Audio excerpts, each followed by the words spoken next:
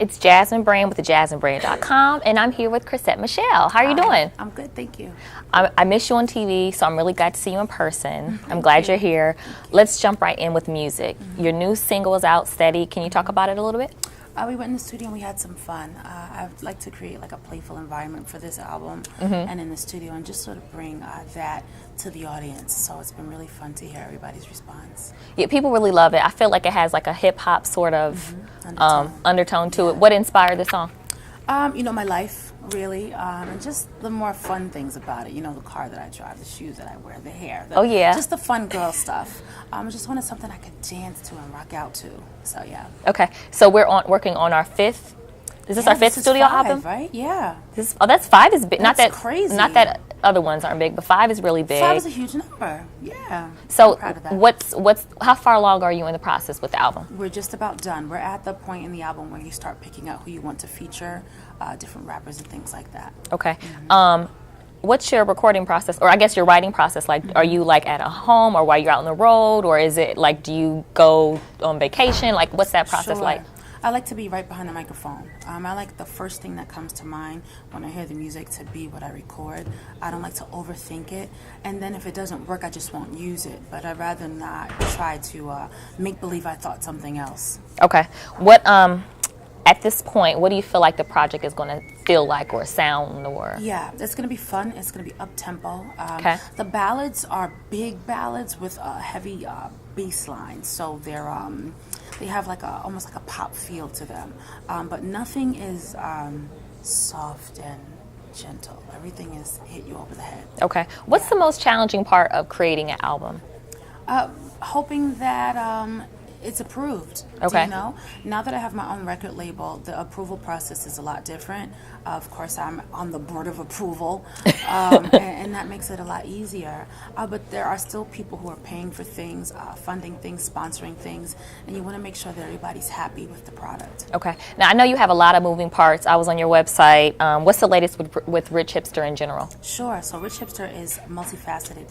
It's a blog site, it's a record label, and it's a social media marketing company. And so I'm having a lot of fun being the CEO of that and just learning what it means to bring people together in a work environment and test different personalities to see who works well together because it is a team effort. Okay. Well, I mean, you have a lot going on too, because I was listening to a podcast and then I'm watching your series. So like just on the blog in general. Yeah. No, I was going to ask you. I'm sorry. I was going to ask you. Is it hard for you to kind of juggle all those things along with the album? I think after 10 years, juggling is what I have down. I think the hard part is the silence, and when the juggling's not happening, I'm like, oh my God. Do you know what I mean? Something's wrong. So like for New Year's, for instance, I had like 4 days off. Nice. Like January 1st to 4th, and I was like losing it because it's uncomfortable for me. Okay, I get it. Is your brother? Is he signed to you? Because we watched him on the show, and he was going to be your on the label artist. Yeah. So my brother is my brother. Okay. And so he gets to do whatever he wants. Right. Nice. If he wants to be an artist, fine. Hey, let's do it. Right. So my brother is working on Discipline. I literally just got off the phone with him a few minutes ago. And when he's good with Discipline, then he'll get back into the music thing. Okay. Cool. Cool. Switching gears. Congratulations. We're engaged. Thank you. Does it feel any different? Yeah, I feel like I have a protector, like a covering. I'm literally traveling around the world all the freaking time, and it's nice to know that somebody's there to protect me, besides a security guard. Yeah, and because it's your Doug. Do we go by Douglas or Doug? Doug. Doug, okay. I call him by his full name all the time. Okay, so I'll call him Doug. So he's also your manager or bit partner, or? Yeah, so we started off as manager and artist like 12 years ago, like way before I got signed. And then when we got into the music industry, things got incredibly shaky. Long story short, when it was all said and done, it was all over, we decided that we didn't want to be in this music industry alone. So I started my record label, and then I was like, I don't want to do that without him. And he didn't want to do his life without me, and so we decided to do our lives together. Before, at the beginning, were you guys just business, or was it a little romance too? We started off in school as boyfriend and girlfriend. Okay. So we went to college together. He was studying business, I was studying voice. And we thought that it made so much sense for us to do those things together, and it did. But at the time, I wanted to be an indie artist. I didn't want to be signed to these big, major record labels. And he understood business better than I did. He liked business more than I did. And so it only made sense that he managed me through that process. Okay. Yeah. How did you two get past the roadblock? The roadblock ended. You know, we settled out of court with litigation. I walked away from the major record labels. And then I finally had a moment to sit still. That was a moment of stillness that I needed because I finally had a chance to remember what I missed about music, and I missed him. Okay. Yeah. How did you know he's the one? You go out on dates with all these different types of guys and athletes and singers and, you know, political figures, and you keep looking for the qualities that you used to love. And, you know, you say, this is crazy that I'm still thinking about this person this many years. But when you're literally, there are years where, I remember the last time I looked at how many shows I did in a year was 187. I'm literally not moving. I'm always moving. So when I finally sat still, I'm finally not on a major label, I'm finally able to do what I want to do, all of a sudden, I realized what I want to do. Okay. And that really happened in real life. Okay. Yeah. You are pretty open.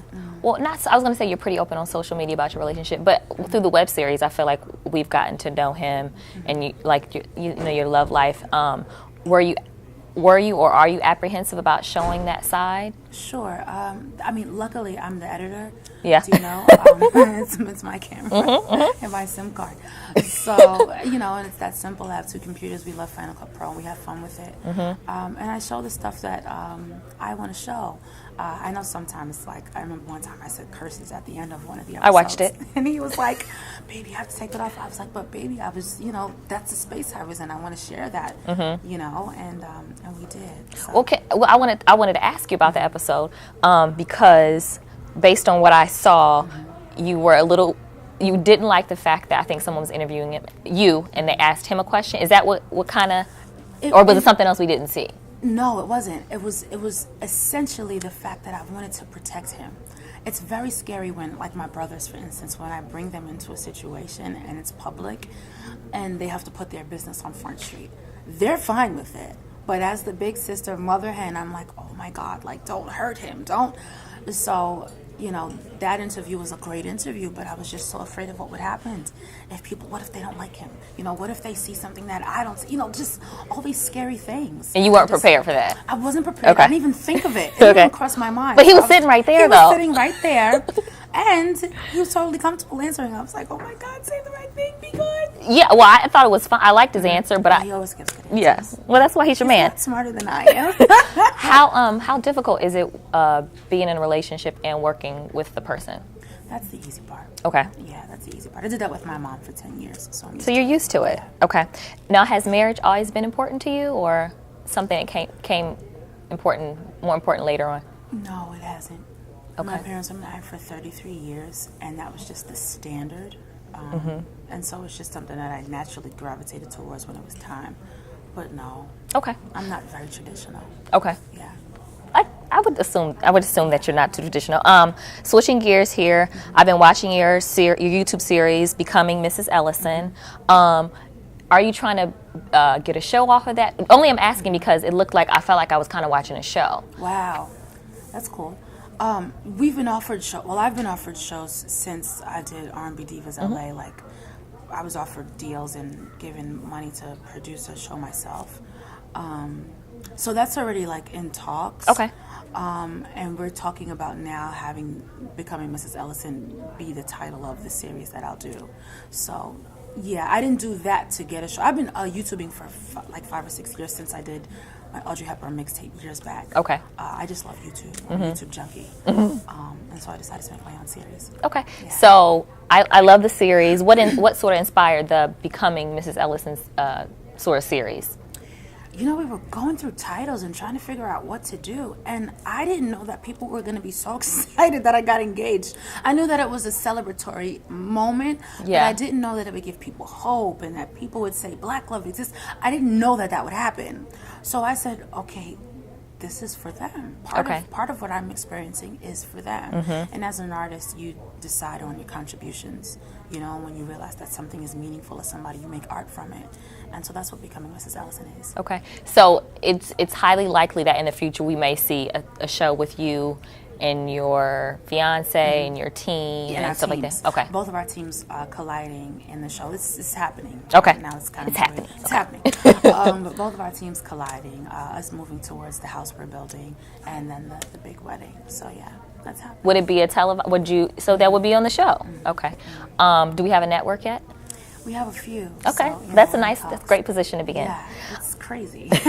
What happened to R&B Divas? LA, is that going to come back or no? I don't think so, little Mo. Do you know everything she did? I thought she made up. So, like, when I first saw her doing it, I was like, oh my God, that's really fun dance. And she stole it. It's someone else's. Or no. I thought that was hers. Not hers. But it's everybody's. Yeah. But that's what happens, right? Even with Cardi B, you thought that she made up whatever. But me and my friends been saying whatever. But not like her, though. Yes, we have. I'm like, Cardi, you stole my whatever. So I made her my Woman Crush Wednesday last week. But yeah, no, I don't think that they're doing it again. It was a really, really fun time, I think, for all of us. And I think that a lot of us were sad to sort of see it, dispelled the way it did. But it is what it is. And I think we're on to bigger and better things. Perfect. You just mentioned her, but I was going to ask you, because I just listened to your podcast, why do you love Cardi B so much? You were going to ask me that? I literally have it in here. Speaking of reality, you recently discussed Love and Hip Hop, Cardi B. Why do you love her so much? She's so funny. I love to laugh. I think, unfortunately, right? I think everything is funny. So I'm like laughing at people. I'm joking all the time. If you watch the blog, you'll see I'm just always laughing at something stupid or something silly or something sexy or something. And Cardi B is just sexy, right? She is. I like her boobs. She's beautiful, Yeah. and then she's hilarious, and then she has all these like silly sayings. It's like, do you follow her on Instagram? I follow her on Instagram, and sometimes it's a little like, what is it? Like you feel like you're misbehaving. Vulgar or? No, like I feel like, oh, am I supposed to see that? Do you know what I mean? Like, Cardi.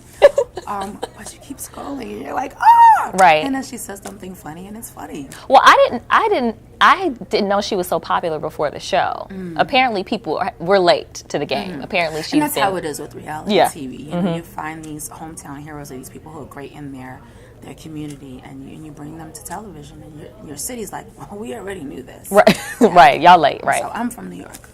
Oh, you are? Yeah. Okay. So you already knew. Did you already know Cardi B? I've heard, but I didn't get to see the fun stuff on TV. Yeah, you didn't see her in action. Yeah. Okay. Let's talk health a little bit. I know that before you were a practicing vegan, and then you had a health scare. I guess we can call it a health scare. Or, I guess so. So can you talk about why you decided to change your diet, and then sort of the... It's such a thing. PCOS is what I have been diagnosed with. And really, really long story short, it just means that sugar affects me differently than it affects a lot of people. And so different things happen. You gain or lose weight. You have moodiness. You have all this different kind of stuff. That's just annoying, right? Yeah. And then you have really bad cramps. Yeah. So everybody thinks they have them, but they don't have anything on mine. So being vegan, a lot of times there's more sugar involved, especially when you're raw vegan. Okay. So the end of my vegan journey was as a raw vegan. I went to my doctor and I said, I don't know what's happening to me. She said, your sugar levels are really high. So we changed my diet from vegan and we tried paleo. And it was so weird and awkward and untrue. And it didn't work? Well, it just emotionally, or maybe it's spiritually, I'm not sure what space that is. I just didn't want to eat meat. You don't want to eat animals. Now, you're talking to a girl who wears Louboutins. So it's not about, I don't want to kill animals to eat them. Right. I don't know. Is that weird? Maybe it is. I don't know. But so currently I'm working on bringing protein into my life that's vegan protein and not animal protein. Okay. We'll see what happens with that. Lots of tempeh happening in my life right now. Okay. But our cramp situation is better? Yeah, I mean, it's so many different things. Yeah. Managing stress correctly. I've found out that I carry a lot of stress in my shoulders, so I started visiting a chiropractor. Just a lot of things to get zenned out. Yeah. To just kind of meditate and stay in a more meditative space than I was, because stress really, really affects PCOS. What is your do you meditate every day? What is your meditation practice? I'm in a constant state of meditation, and that's what I practice, is to stay balanced. Otherwise, everything will affect you.